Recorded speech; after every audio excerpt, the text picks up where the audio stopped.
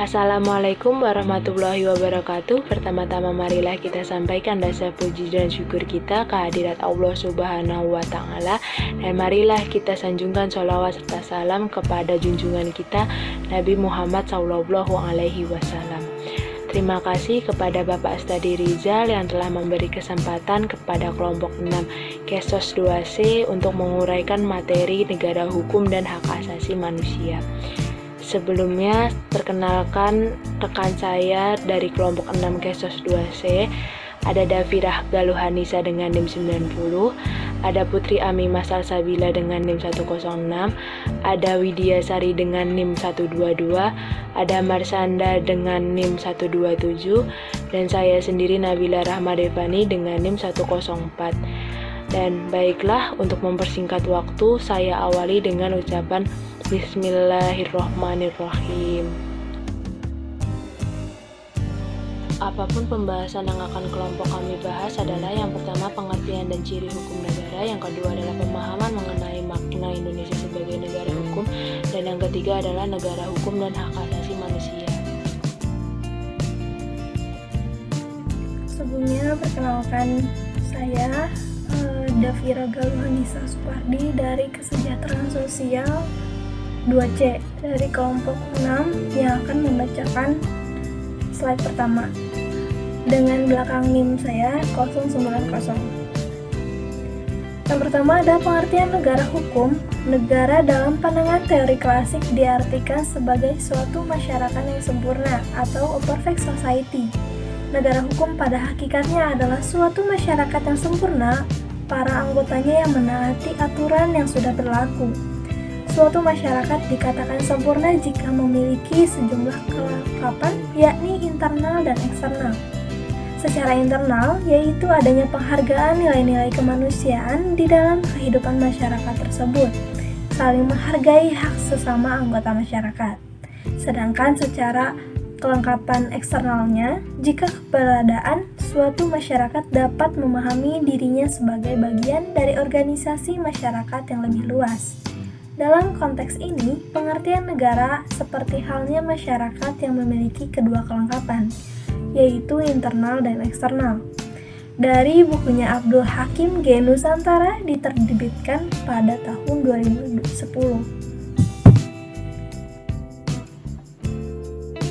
Untuk slide selanjutnya, pengertian negara hukum selalu menggambarkan adanya penyelenggaraan kekuasaan pemerintah negara yang didasarkan atas hukum. Pemerintah dan unsur-unsur lembaga di dalamnya dalam menjalankan tugas dan wewenangnya terikat oleh hukum yang berlaku.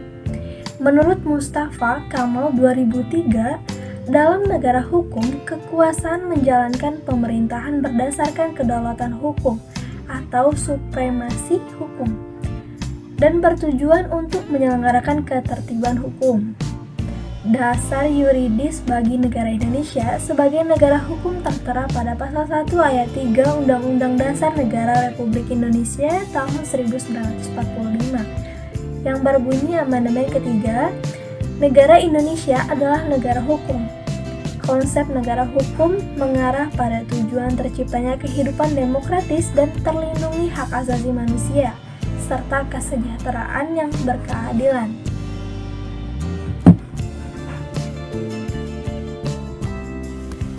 Assalamualaikum warahmatullahi wabarakatuh. Perkenalkan, nama saya Putri Amimah Salsabila. Saya akan melanjutkan pembahasan mengenai pengertian negara hukum.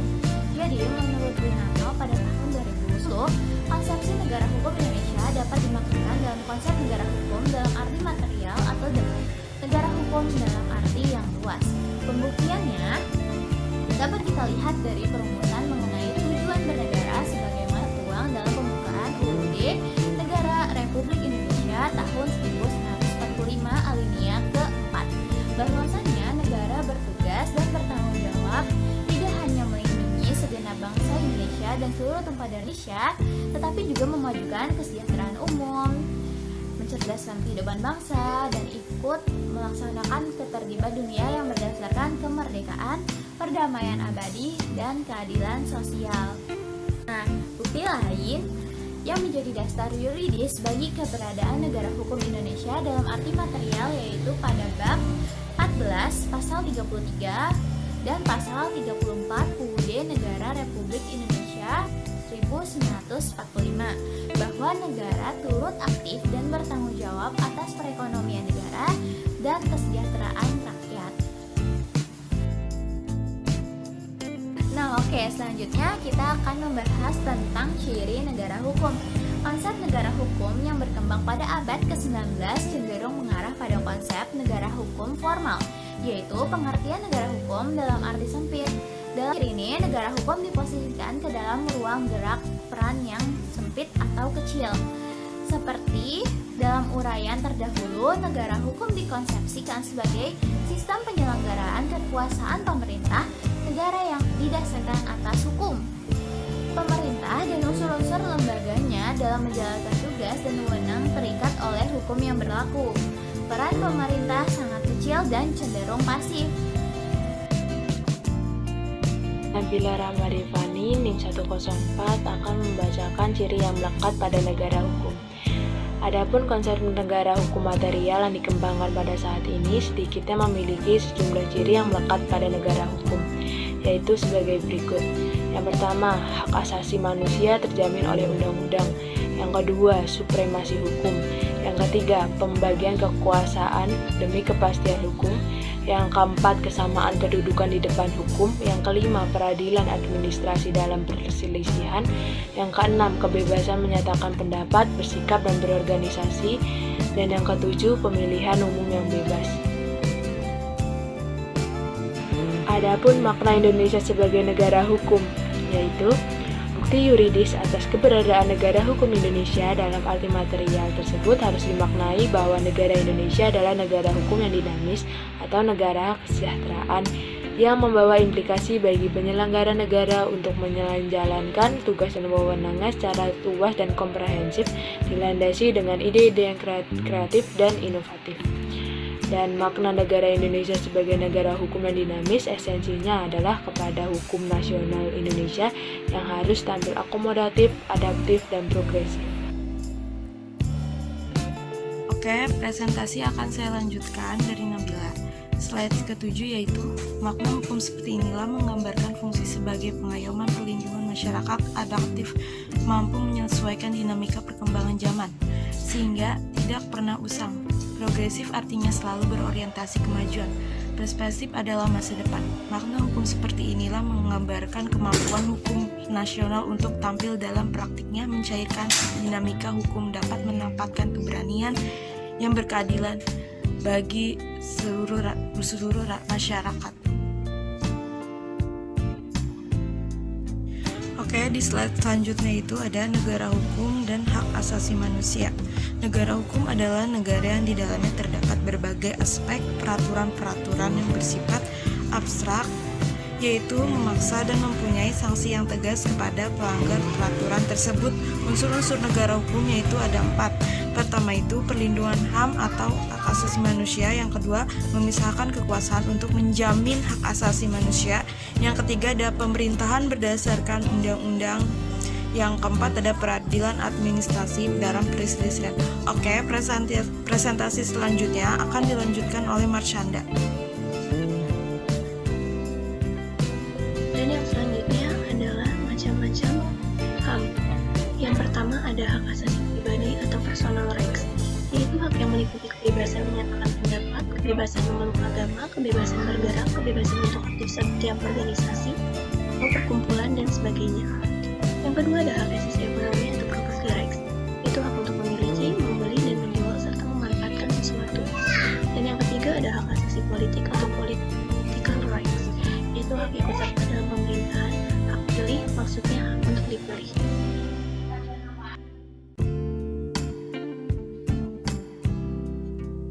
Dan yang keempat ada hak asasi hukum atau rights of legal equality, yaitu hak untuk mendapatkan perlakuan yang sama dalam hukum dan pemerintahan. Yang kelima ada hak asasi sosial dan budaya atau social and culture rights, yaitu hak yang menyangkut dalam masyarakat, yakni untuk memilih pendidikan, hak untuk mengembangkan kebudayaan dan sebagainya. Dan yang terakhir ada hak asasi peradilan atau procedural rights, yaitu hak untuk mendapatkan perlakuan tata cara peradilan dan perlindungan, misalnya peraturan dalam hal penahanan, penangkapan, dan penggeledahan. Baiklah, kami dari kelompok 6 akan membagikan jawaban atas pertanyaan-pertanyaan yang telah ditanyakan oleh teman-teman berdasarkan hasil diskusi kami. Oke, sekarang kita berada di sesi tanya jawab. Pertanyaan itu datang dari Putri Andayani dengan NIM 107 dari kelompok 7. Pertanyaannya, negara hukum selalu menggambarkan adanya penyelenggaraan atas kekuasaan pemerintah negara yang didasarkan atas hukum. Jawabannya adalah Indonesia merupakan negara yang berdasarkan Pancasila sebagai ideal dan Undang-Undang Dasar dan Negara Republik Indonesia tahun 1945 sebagai landasan konstitusional yang bertujuan untuk tata kehidupan kebangsaan yang aman dan sejahtera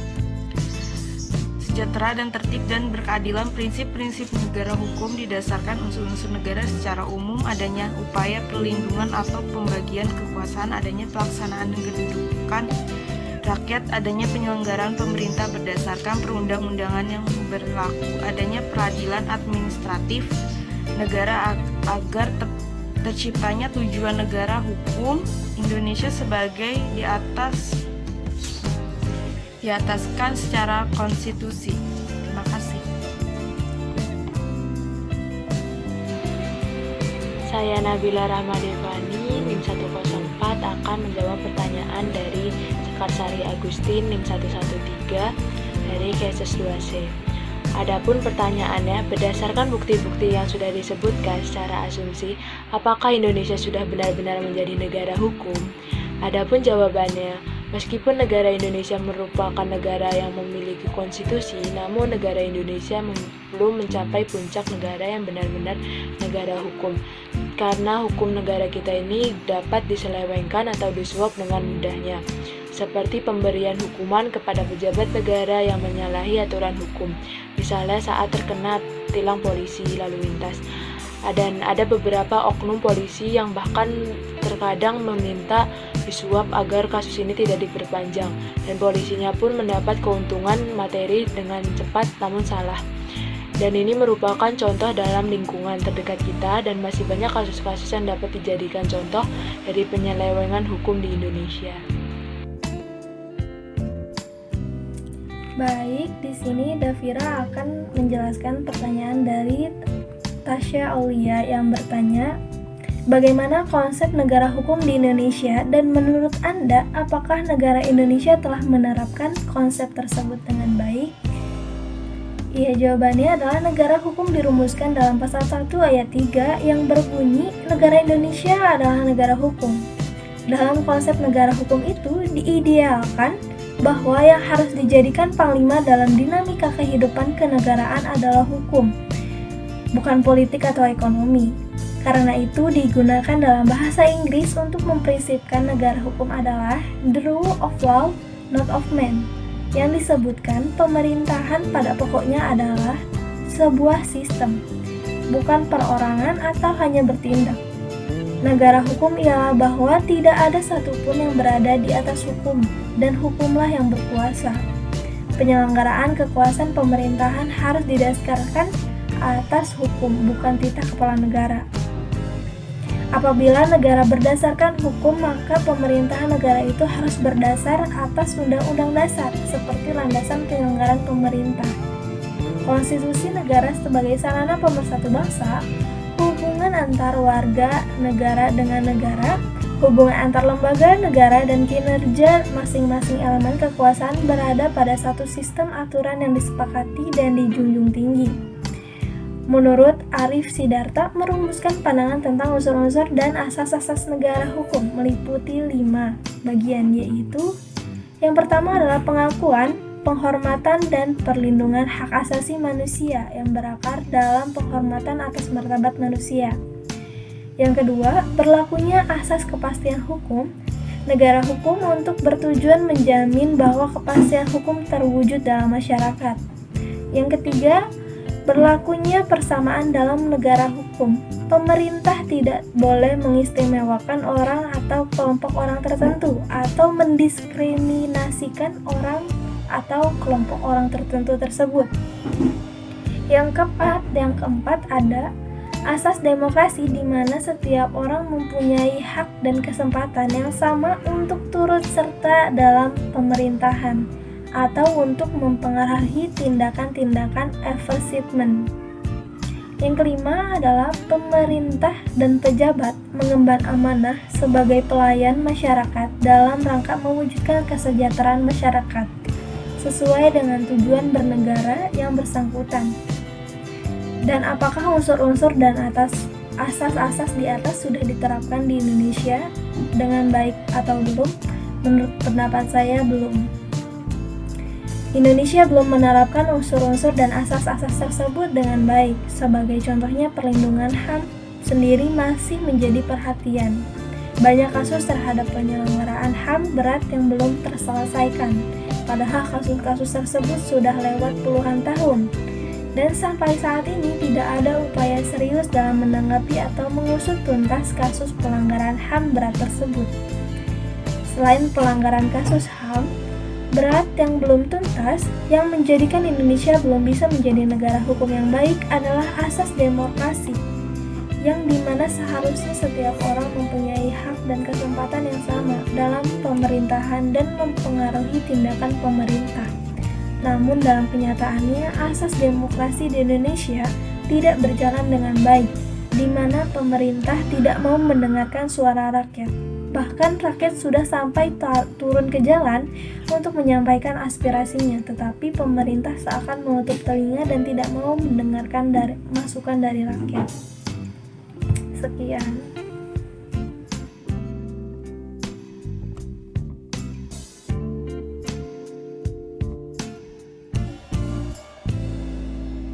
Oke, jadi selanjutnya saya akan membahas pertanyaan dari Tita Chandra Kusuma-Stuti dengan NIM 117. Pertanyaannya dikatakan bahwa negara kita, Indonesia, adalah negara hukum, tapi apakah Indonesia sudah benar-benar bisa dikatakan sebagai negara hukum?